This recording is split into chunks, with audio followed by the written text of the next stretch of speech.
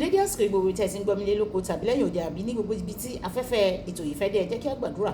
Bàbá wa Ọlọ́run wa, olùfẹ́ wa wọn, àìkú àìsàn àti àìdíbàjẹ́, olùpamọ́ wa, àdúpẹ́ fún àánú àtúnjú eré ńlá láti àrígbà láti tún rí ọjọ́ ajé mìíràn nínú oṣù kọkànlá.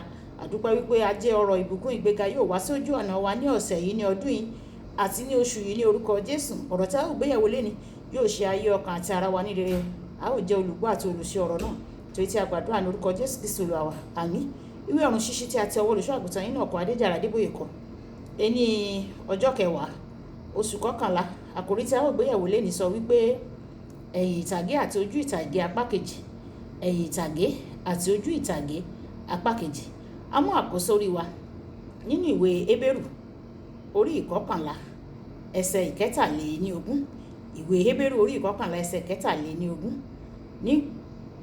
Nípa ìgbàgbọ́ ni àwọn òbí Mósè ṣe pamọ́ fún oṣù mẹ́ta nígbà tí a bí, nítorí wọ́n rí i ní arẹwà ọmọ, wọn kò sì bẹ̀rù àṣẹ ọba. Ìgbà tí a mú bíbélì kíkà wa nínú ìwé Mátíù orí ìkejì ẹsẹ̀ ìkẹtàlá títí dé ìkọkànléníogún. Mátíù orí ìkejì ẹsẹ̀ ìkẹtàlá títí dé ìkọkànléníogún. Nígbà tí wọ́n sì lọ sí kíyèsí, áńgẹ́lì Olúwa yọ sí Jósẹ́fù ní ojú àlá. Ó wí pé, dìde, gbé ọmọ ọwọ́ náà pẹ̀lú ìyá rẹ̀, kí ẹ sì sá lọ sí Íjíbítì, kí ìwọ kí o sì gbé ibẹ̀ títí èmi yóò fi sọ fún ọ, nítorí Héródù yóò wá ọmọ ọwọ́ náà láti pa. Nígbà tí ó sì dìde, ó sì mú ọmọ ọwọ́ náà àti ìyá rẹ̀ ní òru, ó sì lọ sí Íjíbítì. Ó sì wà níbẹ̀ títí ó fi di ìgbà tí ikú Héródù, kí èyí tí Olúwa wí láti ẹnu wòlíì kí ó lè ṣẹ pé, ní Íjíbítì ni mo ti pe ọmọ mi jáde. A ó kọjá lọ sí ẹsẹ̀ ìkọkàndínlógún.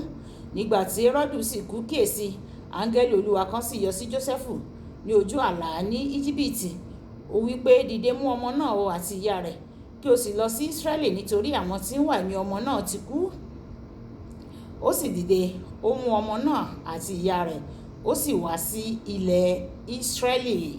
Wàyí o, ẹ tẹ́tí bẹ̀lẹ̀ jẹ́ láti gbọ́ ohun tí olùṣọ́ àgùntàn yín náà kọ Adéjàre Adébóyè ní fún wa ní èní ọjọ́ ajé.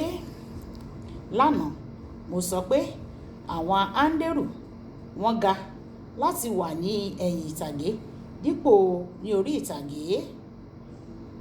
Lónìí màá tẹ̀síwájú ìjíròrò mi lórí Mátíù orí ìkẹwàá ẹsẹ̀ ìkejì nípa sísọ àwọn ìbéèrè kọ̀ọ̀kan tí Ọlọ́run bi mí nígbà tí mo ka ẹsẹ̀ náà. Ó béèrè, apá wo lára ilé ló máa ń gbé ẹrù tó tóbi jù? Mo dáhùn, ìpìlẹ̀ ni. Ó tún béèrè, apá wo lára ilé ni a kì í rí? Mo dáhùn, ìpìlẹ̀ náà ni. Ó tẹ̀síwájú, tí ilé bá jóná dé ilẹ̀, apá wo lára rẹ̀ ló máa ń bọ́ lọ́wọ́ iná? Mo dáhùn, ìpìlẹ̀ náà ní bákan náà. Lákòótán, ó béèrè, nígbà tí ìjì bá wá, apá wo ló máa ń kọ́kọ́ gbé lọ? Mo dáhùn, òrùlé. Òrùlé ni apá kan lára ilé tí ènìyàn máa ń kọ́kọ́ ṣe àkíyèsí rẹ̀. Òun sì ni ìjì máa ń kọ́kọ́ gbé lọ nígbà tí ìpìlẹ̀ bá dúró síbẹ̀síbẹ̀. Àwọn ènìyàn tí ó fẹ́ kí wọ́n rí àwọn ní gbogbo ìgbà, ó ṣeé ṣe kí ìjì fẹ́ wọn dànù. Àwọn onígbàgbọ́ tó ní ìfẹ́ inú tí kò tọ̀nà sí wípé kí a rí wọn tàbí kí àwọn ènìyàn mọ̀ wọ́n gẹ́gẹ́ bí àwọn tó ń pèsè ohun gbogbo, nílò láti gbàdúrà sí Ọlọ́run fún ọkàn titun kí ó má bàa jẹ́ àwọn ni ó máa kọ́kọ́ fẹ́ dànù. Nítorí nígbà tí ìjì bá dé, Ọlọ́run sábà máa ń fi àwọn ènìyàn pamọ́ láti pa wọ́n mọ́. Kí Jòhánù Báptísì kó tó bẹ̀rẹ̀ iṣẹ́ ìránṣẹ́ rẹ̀, ó wà nínú aginjù títí di ọjọ́ tí a fi hàn fún Ísírẹ́lì. Ìwé Lúùkù orí ìkíní ẹsẹ̀ 80. Ọlọ́run ti pamọ́ títí di àkókò tí ó tọ́ o. Tí Jòhánù tó bá kọ̀ jálẹ̀ pé òun fẹ́ mú gbogbo ọ̀rọ̀ ìsọtẹ́lẹ̀ tí áńgẹ́lì tí ó fún bàbá rẹ̀ ṣẹ ṣáájú ọjọ́ ìfihàn ògo, ó ṣeé ṣe kí ó ti fẹ́ dànù. Ó nígbà tí Jésù wá sí ayé gẹ́gẹ́ bí ènìyàn, Ọlọ́run polongo rẹ̀ fún aráyé.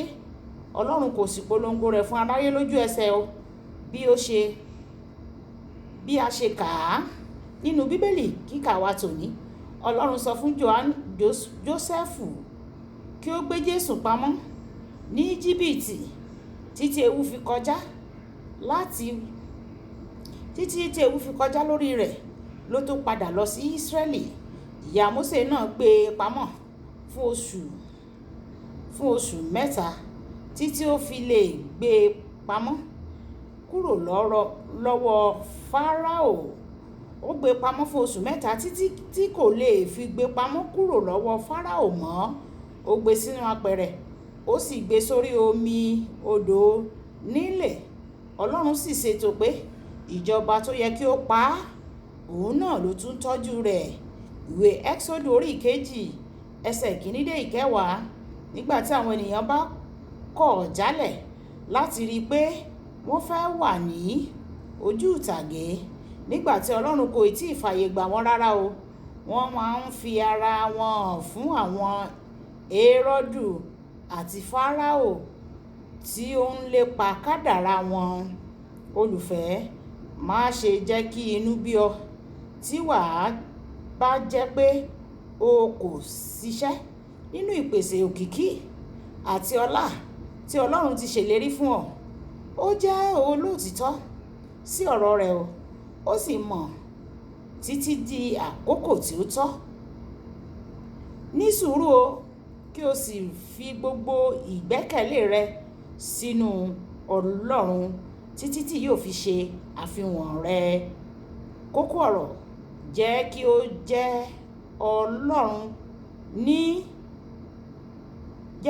pé Ọlọ́run ni yóò polongo rẹ o ní àsìkò tó yẹ.